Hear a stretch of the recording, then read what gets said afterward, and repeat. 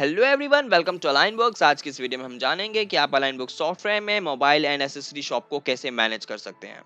Generally mobile shops के अंदर क्या होता है, जैसे हम बिलिंग करने जाते हैं तो हमारी बेसिक रिक्वायरमेंट क्या है, मैं IMEI नंबर को जो मैनुअल डालता हूँ वो सब कुछ ऑटोमेटिक सिस्टमेटिक कुछ हो जाए। तो सर, अगर आप अलाइन बुक्स के यूजर है तो आपको इतना सोचने की जरूरत नहीं है, क्योंकि जस्ट एक IMEI नंबर स्कैन करने से पूरा आपका बिल रेडी हो जाता है। अब ये होगा कैसे, चलिए देखते हैं। तो इसके लिए सिंपली आपको क्या करना है, पॉइंट ऑफ सेल में जाना है एंड देन पोज इनवॉइस में जाना है और फिर यहाँ से मेरे को बस अपना कस्टमर क्रिएट करना है। तो जैसे मान लीजिए मेरा कोई कस्टमर है, राकेश मेरे कस्टमर का नाम है। तो मैंने यहाँ पे एंटर किया। अब एंटर करते ही सॉफ्टवेयर मेरे से बोलेगा कि do you want to create. Yes I want, मैंने यहाँ पे क्लिक किया। अब मेरे पास कस्टमर क्रिएशन की प्रॉपर एक विंडो आ चुकी है, तो मैं यहाँ पे कस्टमर की डिटेल्स फीड कर दूंगा and then just save. Save के बटन पे क्लिक करते ही मेरा यहाँ पे कस्टमर क्रिएट हो चुका है। अब माइंड में पॉइंट आता है, ये तो मेरा न्यू कस्टमर था। अगर मेरे पास कोई पुराना कस्टमर आता है तो मुझको कैसे पता चलेगा उसने लास्ट टाइम क्या परचेज किया था और लास्ट टाइम कब परचेज किया था। तो सर, आपको बस यहाँ पे कस्टमर का नाम डालना है, बाकी सारा काम सॉफ्टवेयर खुद से कर लेगा। जैसे कि मैंने यहाँ पे आकाश डाला एंड देन जस्ट एंटर किया। एंटर करते सॉफ्टवेयर ने बता दिया कि पार्टी ने लास्ट विजिट इस डेट में करी थी, बिल का अमाउंट ये था और कस्टमर ने मेरे से ये वाला प्रोडक्ट परचेज किया था। साथ ही कस्टमर की date of birth, phone number, mail ID, anniversary and balance point भी बताया था। बैलेंस पॉइंट क्या है, तो सर अलाइन बुक्स एक बहुत ही अमेजिंग फीचर देता है रिटेल बिलिंग के अंदर। आप अपने कस्टमर को लॉयल्टी पॉइंट्स भी दे सकते हैं। मतलब अगर आपके कस्टमर आपसे सामान परचेज करते हैं तो आप उनको एक पॉइंट दे सकते हैं, जिससे कि वो दोबारा से आपके पास सामान परचेज करने आए और आप रिडीम करके उनकी बिल की वैल्यू को कम करके उनको डिस्काउंट दे सकें। तो ये भी आपको बहुत ही अमेजिंग यूनिक ऑप्शन मिलता है लाइन बुक सॉफ्टवेयर के अंदर। एंड यहाँ पे आपको बताना चाहूंगा, आप कस्टमर के मोबाइल नंबर और ईमेल आईडी से भी कस्टमर को सर्च कर सकते हैं। एंड देन आफ्टर बस मेरे को यहाँ पे अपना IMEI नंबर स्कैन करना है और एंटर करना। आप देख पा रहे हैं सॉफ्टवेयर ने ऑटोमेटिकली मेरा प्रोडक्ट लोड कर दिया और मेरा पूरा बिल रेडी हो चुका है। अब अगर मेरे को डिस्काउंट देना है, सिंपली मैं यहाँ पे डिस्काउंट में अपना डिस्काउंट की वैल्यू मेंशन करूंगा एंड एंटर। अब आप यहाँ पे देख पा रहे हैं मेरा यहाँ पे डिस्काउंट ऐड हो चुका है, जो कि बहुत ही सिस्टमैटिक वे में काम करता है सॉफ्टवेयर। तो आप देख पा रहे हैं मेरा पूरा डॉक्यूमेंट अमाउंट रेडी होकर आ चुका है, 69,054 रुपीज़। अब यहाँ पे बात आती है कि मैं कस्टमर से पैसे कैसे ले रहा हूँ। कुछ कस्टमर मेरे को कैश से पेमेंट देते हैं और कुछ कस्टमर को पार्शियल पेमेंट भी देते हैं। आधा कैश से दिया, आधा पेटीएम कर दिया, फिर क्रेडिट कार्ड से पेमेंट कर दिया। तो ये सारी चीज़ें कैसे मैनेज होगी सर, उसके लिए भी हमारे पास अलग अलग टेंडर टाइप के ऑप्शन है। आप मल्टीपल टेंडर यहाँ से क्रिएट कर सकते हैं, जितने टेंडर्स आपके, जितने मोड्स ऑफ पेमेंट आपके पास है। इवन आप इन सब की रिपोर्ट भी चेक कर सकते हैं, कितना कैश से मेरे को पैसा मिला, कितना मेरे को क्रेडिट कार्ड से पैसा मिला है। तो आप देख पा रहे हैं मेरे यहाँ पे डॉक्यूमेंट अमाउंट 69,054 रुपीज़ का आ रहा है। तो मैंने यहाँ पे कैश पे क्लिक किया, क्योंकि मैं कैश से पेमेंट रिसीव कर रहा हूँ एंड जस्ट मैंने ओके पे क्लिक किया एंड देन प्रिंट। प्रिंट पे क्लिक करते आप यहाँ पे देख पा रहे हैं प्रिंट डिटेल की विंडो मेरे सामने आ गई, जिसमें कि मेरे पास यहाँ पे मल्टीपल फॉर्मेट्स मेरे को शो हो जाते हैं, जिसमें से कि मैं कोई सा भी फॉर्मेट सिलेक्ट कर सकता हूँ अपने अकॉर्डिंगली। तो मैंने यहाँ पे अभी AB जो अलाइन बुक का फॉर्मेट है मैंने वो सिलेक्ट कर लिया लैंडस्केप में। जस्ट मैं प्रिंट पे क्लिक करूंगा। प्रिंट पे क्लिक करते सॉफ्टवेयर मेरा बिल को प्रिंट कर देगा। अभी मैंने प्रीव्यू ओपन किया, जिसमें कि आप यहाँ पे देख पा रहे हैं लाइन बुक्स का लोगो आ रहा है, कंप्लीट डिटेल्स आ रही है, प्रोडक्ट की पूरी डिटेल्स, HSN। और बताना चाहूंगा यहाँ पे आप अपने इनवॉइस को कंप्लीटली कस्टमाइज करवा सकते हैं, मतलब अपने अकॉर्डिंगली फॉर्मेट को डिजाइन करवा सकते हैं। कंप्लीटली कस्टमाइजेशन पॉसिबल है। तो यहाँ पे आपने देखा हमने सॉफ्टवेयर में कुछ ही क्लिक्स में, मतलब जस्ट कुछ ही क्लिक्स में हमने सॉफ्टवेयर के अंदर पोज इनवॉइस बना लिया। जस्ट मैंने क्या किया, मैंने अपना कस्टमर सेलेक्ट किया, IMEI नंबर स्कैन किया और मैंने जस्ट अपना मोड ऑफ पेमेंट सेलेक्ट किया।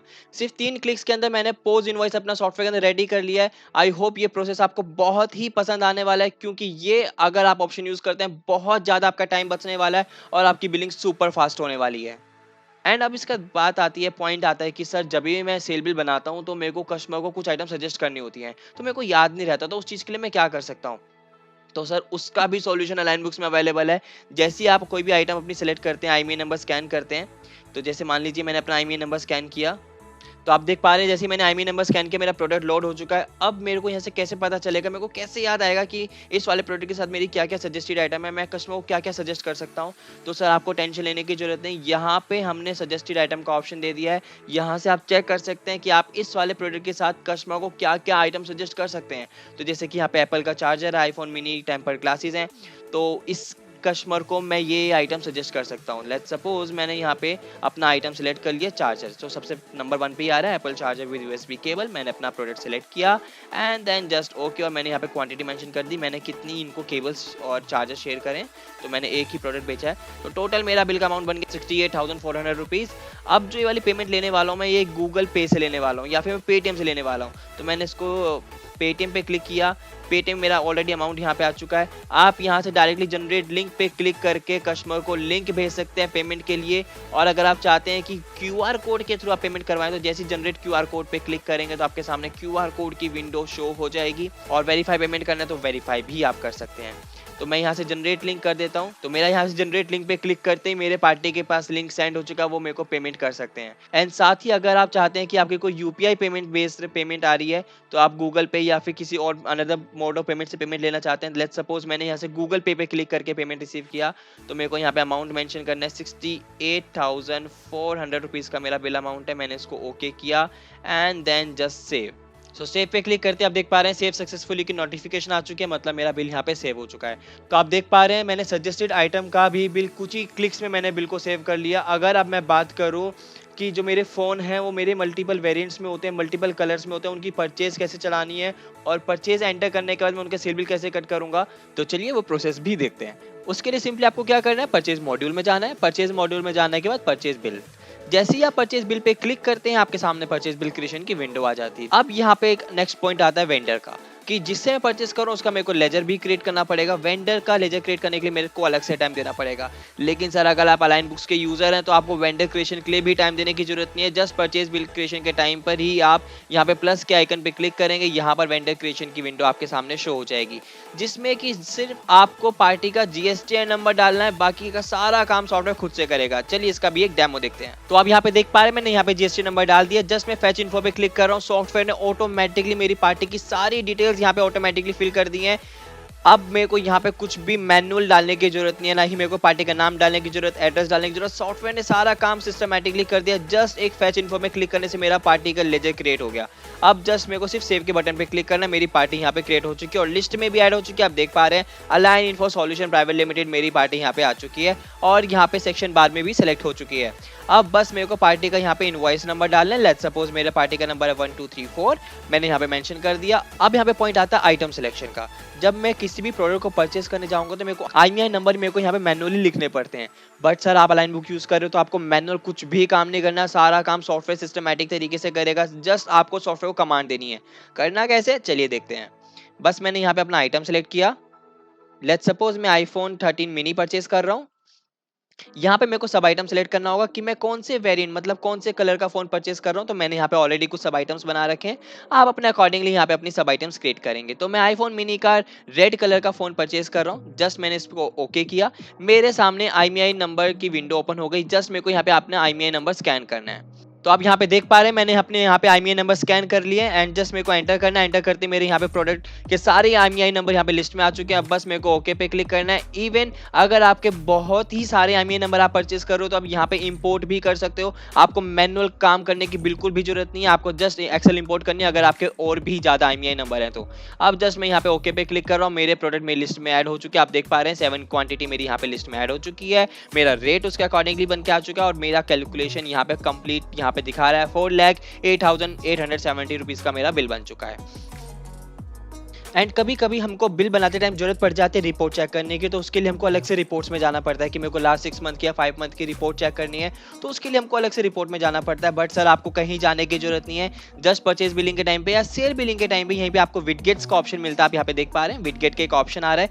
जस्ट मेरे को यहाँ पे विडगेट पे क्लिक करना है। मेरे पास यहाँ पे last 6 transaction of item, party item और सेल ऑर्डर, परचेज ऑर्डर, यहाँ से मैं कंप्लीट अपनी रिपोर्ट चेक कर सकता हूँ जो कि मैंने ट्रांजैक्शन करी होंगी सॉफ्टवेयर के अंदर। साथ ही अगर मैं कुछ डिस्काउंट डालना चाहता हूं तो मैं यहाँ पे डिस्काउंट भी डाल सकता हूं जो कि मेरे को सामने वाले वेंडर से मिला होगा।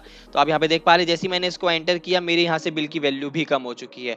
तो ये था अलाइन बुक सॉफ्टवेयर के अंदर परचेज बिल बनाने का प्रोसेस। परचेज बिल का प्रोसेस भी सेल बिल के तरह ही बहुत ही ज्यादा सिंपल प्रोसेस है। आपने यहाँ पे देखा कुछ ही क्लिक्स में मैंने परचेज बिल बना लिया। मेरे को आईएमईआई नंबर डालने की भी जरूरत नहीं पड़ी। सॉफ्टवेयर में जस्ट मेरे को आईएमईआई नंबर स्कैन करना है, सॉफ्टवेयर उस चीज को भी ऑटोमेटिकली पिक कर लेगा। इसके बाद जस्ट मेरे को सेव के बटन पे क्लिक करना है। सेव के बटन पे क्लिक करते ही मेरा परचेज बिल सेव हो चुका है। तो ये था हमारे अलाइन बुक सॉफ्टवेयर के अंदर परचेज बिल बनाने का प्रोसेस। अब जैसे हम इसका सेल भी बनाने जाएँगे तो अपना प्रोडक्ट सेलेक्ट करके उसका वेरिएंट सेलेक्ट करके ईज़िली मैं पिक कर सकता हूँ। वैसे तो मेरे को वेरिएंट सेलेक्ट करने की ज़रूरत नहीं है, क्योंकि जैसे ही मैं अपना IMEI नंबर डालूँगा सॉफ्टवेयर ऑटोमैटिकली उसका variant, colour, quantity, rate, discount सब कुछ ऑटोमैटिकली पिक कर लेगा, जो कि आपको लाइनबुक सॉफ्टवेयर के अंदर बहुत ही यूनिक फैसिलिटी मिलती है। अब अगर हम सॉफ्टवेयर में बात करें रिपोर्टिंग की, कि जो हम सॉफ्टवेयर में जितना भी हमने काम किया, सेल बिल बनाया, परचेज बिल बनाया और जितनी मैंने अपनी सेल्स के साथ अलग-अलग मोड से पेमेंट रिसीव करी, इन सब की रिपोर्ट कैसे चेक करूँगा, मेरा कितना प्रॉफिट अर्न हो रहा है, उन सब की रिपोर्ट कैसे चेक करूँगा, तो वो सब कैसे देखेंगे, चलिए जानते हैं। तो उसके लिए सिंपली आपको रिपोर्ट्स में जाना है, ऑल रिपोर्ट पे जाना है, जस्ट आपको यहाँ पे सर्च के ऑप्शन में क्लिक करना है, IMEI, तो उसके accordingly IMEI based profitability report मेरे को यहाँ पे शो हो जाएगी। जस्ट मैंने ओके पे क्लिक किया तो आप यहाँ पे देख पा रहे हैं, मेरे को सॉफ्टवेयर ने बता दिया आईफोन 13 मिनी मैंने सेल किया था, जिसकी एक क्वांटिटी थी, जिसमें मैंने 15.41% का मैंने प्रॉफिट अर्न किया है। तो सॉफ्टवेयर ने मेरे को आज का इस प्रोडक्ट का बता दिया कि मैंने इस वाले प्रोडक्ट से कितना प्रॉफिट अर्न किया है। और अगर आप same report day wise check करना चाहते हैं कि मैंने डे वाइज कितना टेंडर से पेमेंट रिसीव किया है, तो सेम उसी के लिए आपको क्या करना है, ऑल रिपोर्ट में जाना है वापस से, एंड देन यहाँ पर आपको सर्च करना है टेंडर। तो यहाँ पर आप देख पा रहे हैं डे वाइज टेंडर समरी मेरे पास यहाँ पे आ चुका है। जस्ट मैं ओके पे क्लिक करूंगा तो मेरे को डे वाइज टेंडर समरी पता चल जाती है कि मैंने डे वाइज कितना किस किस टेंडर से पैसा रिसीव किया है। एंड अगर मैं बात करना चाहूँ कि मेरे कौन से प्रोडक्ट का कितना बैलेंस मेरे पास बचा हुआ है, वो कैसे चेक करेंगे, तो उसके लिए सिंपली आप रिपोर्ट्स में आएंगे एंड देन ऑल रिपोर्ट में आने के बाद यहाँ पे आप सर्च करेंगे स्टॉक समरी। जैसे मैंने यहाँ पे स्टॉक समरी सर्च किया, ओके किया, ओके पे क्लिक करते ही मेरे पास पूरी स्टॉक समरी आ गई कि मेरे पास कौन सी वाली आइटम का कितना बैलेंस बचा हुआ है, कितनी MRP है, क्या सेल रेट है, कितना परचेज रेट है। तो यहाँ पे मेरे पास कंप्लीट स्टॉक की एक समरी आ जाती है। एंड अगर अब मैं इसके बाद बात करूँ कि मैंने कौन से टेंडर टाइप से कितना कितना पैसा लिया है, कितना पैसा रिसीव किया, वो कैसे चेक करेंगे, तो चलिए जानते हैं। तो अब यहाँ पे देख पा रहे हैं ऑप्शन आ रहा है cell register tender wise. Just मैंने इस पे क्लिक किया और ओके, तो यहाँ पे मेरे को सॉफ्टवेयर टेंडर वाइज मेरे को पेमेंट का बता देगा मैंने कितना पैसा कैश में लिया था, कितना क्रेडिट कार्ड से, कितना डेबिट कार्ड से, कितना गूगल पे से। तो उसके अकॉर्डिंगली सॉफ्टवेयर ने मेरे को प्रॉपर एक रिपोर्ट जनरेट करके दे दी है कितना पैसा मैंने किस किस बिहाफ पे लिया है अपने कस्टमर से और कौन से टेंडर टाइप से लिया है। अब हम बात करते हैं मल्टीपल ब्रांचेस की, कि अगर आपकी मल्टीपल ब्रांचेस है, जैसे कि मैं दिल्ली में वर्किंग हूँ, दिल्ली के अंदर मेरी राजौरी गार्डन के अंदर, पीतमपुरा के अंदर, शालीमार बाग के अंदर, या फिर मेरी मल्टीपल जगहों पर मेरी मल्टीपल ब्रांचेस हैं। अब जो मेरी अलग अलग ब्रांचेस में जो मेरी बिलिंग हो रही है, जैसे कि मेरे सेल बिल, परचेज बिल बन रहे हैं, या फिर जो मेरा स्टॉक का रिपोर्ट है, मेरे को वो चेक करना है कि कौन सी ब्रांच के अंदर मेरा कितना स्टॉक अवेलेबल है, या फिर मेरे को प्रॉफिट एंड लॉस चेक करना है ब्रांच वाइज, या फिर मेरे को किसी पर्टिकुलर ब्रांच के लिए किस यूज़र को डिफ़ॉल्ट सेट करना है। तो ये सारी चीज़ें कैसे करेंगे, तो आपको इतना सोचने की ज़रूरत नहीं है। जस्ट आपको अलाइन बुक्स इंस्टॉल करना है। अलाइन बुक्स के अंदर ये सारी फैसिलिटी आपको मिलने वाली है। करना कैसे, चलिए देखते हैं। सर आपको इसके लिए क्या करना है, पॉइंट ऑफ सेल में जाना है एंड देन पोज इनवॉइस। तो जैसे ही मैंने यहाँ पे अपना पोज इनवॉइस ओपन किया, मेरा राजौरी गार्डन ऑटोमेटिकली सेलेक्ट होकर आ चुका है।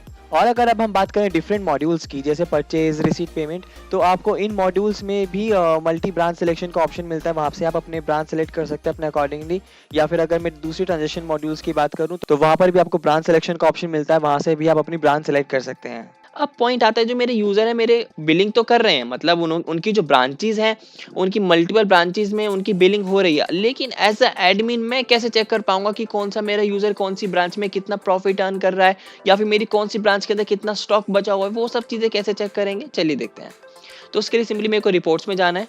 मैं अगर स्टॉक ट्रायल की बात करूं तो मैंने सिंपली स्टॉक ट्रायल पे क्लिक किया एंड देन फिल्टर पे क्लिक करूंगा। मेरे पास यहाँ पे ब्रांचेस का ऑप्शन आ गया। मैं यहाँ से अपनी ब्रांच को सिलेक्ट करके अपना ब्रांच वाइज स्टॉक चेक कर सकता हूँ। लेट्स सपोज मेरे को यहाँ पे चेक करना है कि मेरी पीतमपुरा ब्रांच के अंदर कितना स्टॉक बचा हुआ है, तो मैंने उसको सिलेक्ट किया एंड देन व्यू पे क्लिक करते मेरे को सॉफ्टवेयर बता दिया कि आपकी पीतमपुरा ब्रांच के अंदर ये इतना स्टॉक बचा हुआ है।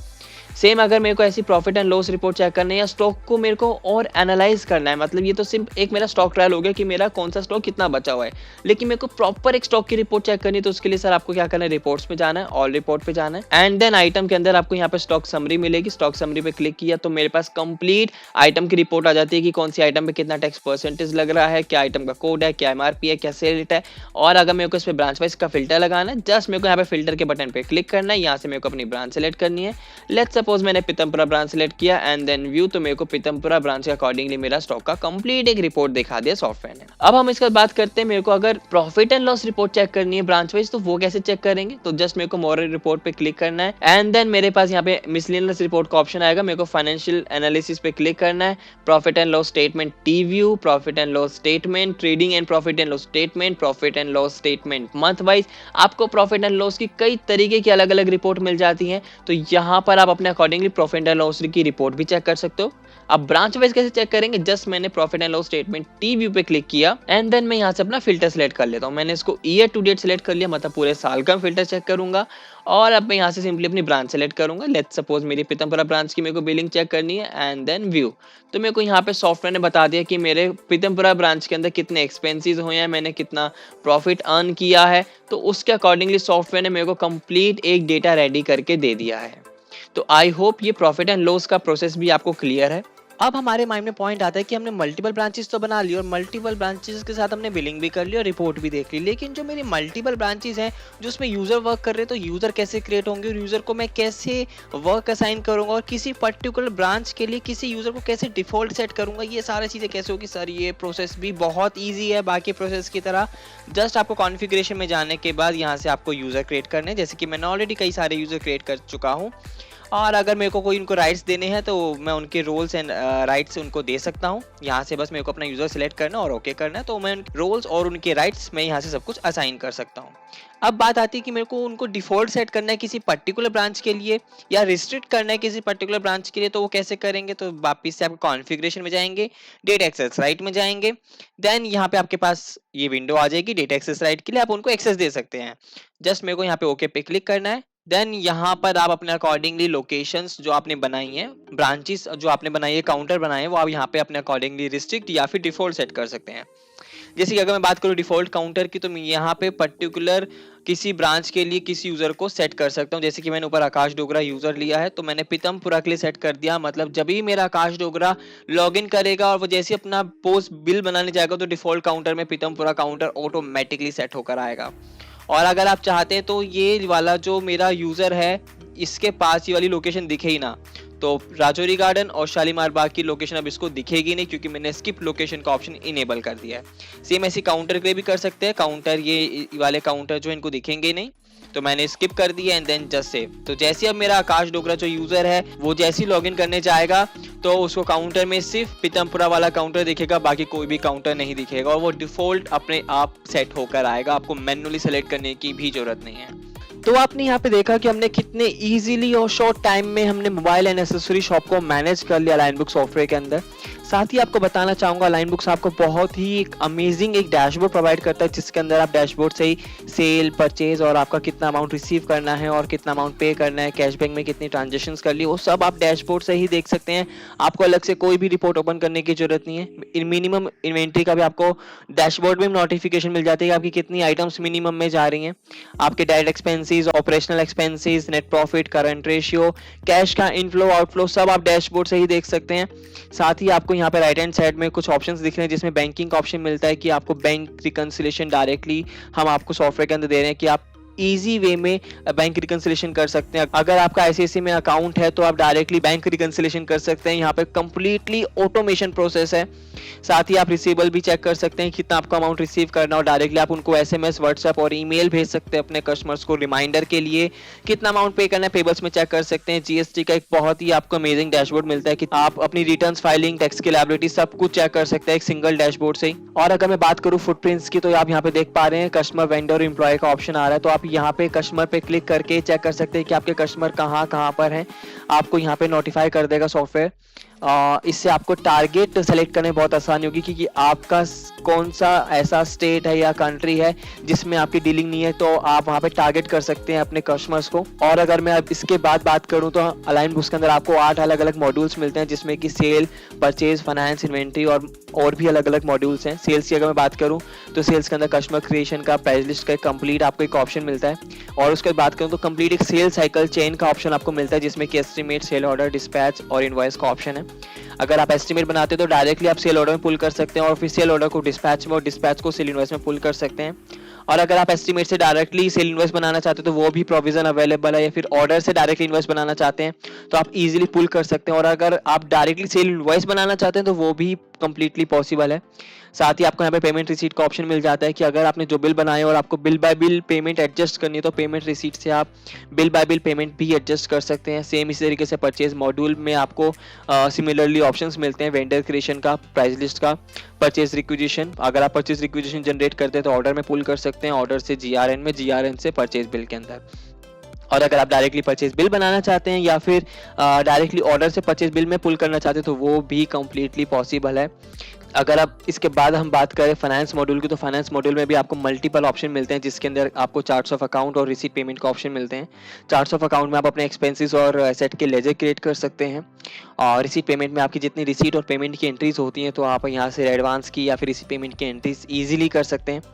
ट्रांसफर जर्नल में आप अपनी सारी कॉन्ट्रा एंट्री इजीली कर पाएंगे। बहुत ही शॉर्ट और बहुत ही ज़्यादा ईजीएस्ट प्रोसेस है, जैसे कि अपने अभी हमने वीडियो में सीखा कि हमने कितनी आसानी से अपने सारा प्रोसेस किया था, तो सेम वैसे ही हमारे अलाइन बुक सॉफ्टवेयर के अंदर कंप्लीट जितने भी ऑप्शन है बहुत ही ज़्यादा शॉर्ट और ईजीएस्ट वे में ऑप्शंस को डिज़ाइन किया गया है। सेम इस तरीके से जनरल वाउचर, एक्सपेंस जर्नल की आप एंट्री कर सकते हैं, जीएसटी के एडजस्टमेंट वाउचर एंट्री कर सकते हैं, बैंक रिकंसिलेशन से लेकर PDC, cheque, receipt payment, receipt और इशू की एंट्री आप कर सकते हैं। और अगर हम इसका बात करें इन्वेंट्री की, तो इन्वेंट्री के अंदर आपको मल्टीपल ऑप्शन मिलते हैं कि आप आइटम मास्टर अपने अकॉर्डिंगली क्रिएट कर सकते हैं, उनकी सब आइटम क्रिएट कर सकते हैं। और अगर स्टॉक की एडजस्टमेंट करनी है तो स्टॉक एडजस्टमेंट भी कर सकते हैं। समटाइम्स ऐसा होता है कि हमारा स्टॉक हमारे गोडाउन से ज़्यादा हो जाता है तो स्टॉक की एडजस्टमेंट की एंट्री कर सकते हैं, कितना मेटल इशू किया, कितना रिसीट किया, उसकी सेपरेटली आप एंट्री कर सकते हैं। मल्टीपल आपको ऑप्शंस मिलते हैं हमारे अलाइन बुक सॉफ्टवेयर के अंदर। और अगर पॉइंट ऑफ सेल की मैं बात करूं तो पॉइंट ऑफ सेल के आप सेपरेटली कस्टमर्स क्रिएट कर सकते हैं, उनको कूपन सिस्टम दे सकते हैं, आप अलग अलग काउंटर डिजाइन कर सकते हैं, अलग अलग टेंडर्स टाइप मतलब payment type, mode of payment आप क्रिएट कर सकते हैं। कस्टमर अगर कोई लॉयल है आपके लिए तो लॉयल्टी कार्ड आप इशू कर सकते हैं अपने कस्टमर्स को, प्रमोशंस मतलब स्कीम्स रन कर सकते हैं। मल्टीपल आपको ऑप्शंस मिलते हैं पॉइंट ऑफ सेल मॉड्यूल के अंदर। प्रोडक्शन के अंदर कंप्लीट एक पूरा प्रोडक्शन मैनेजमेंट है जिसके अंदर आप बिल ऑफ मटेरियल डिजाइन करेंगे। और अलग अलग एम्प्लॉयज़, अगर आपके मल्टीपल एम्प्लॉयज़ हैं तो पूरा एम्प्लॉय मास्टर मतलब पेरोल सेटअप हमने दिया हुआ है लाइन बुक सॉफ्टवेयर के अंदर। कंप्लीट पेरोल मैनेजमेंट आप यहाँ से कर सकते हैं। रिपोर्ट हमने अभी जैसे कि देखा तो मल्टीपल रिपोर्ट्स हमको लाइन बुक सॉफ्टवेयर में मिलती हैं। आई होप जितना भी अभी तक हमने वीडियो में देखा और सीखा समझा, आपको ये सारा प्रोसेस बहुत ही अच्छा लगा होगा और आपने इस वीडियो को एंजॉय किया होगा। Thank you so much for watching. Have a nice day.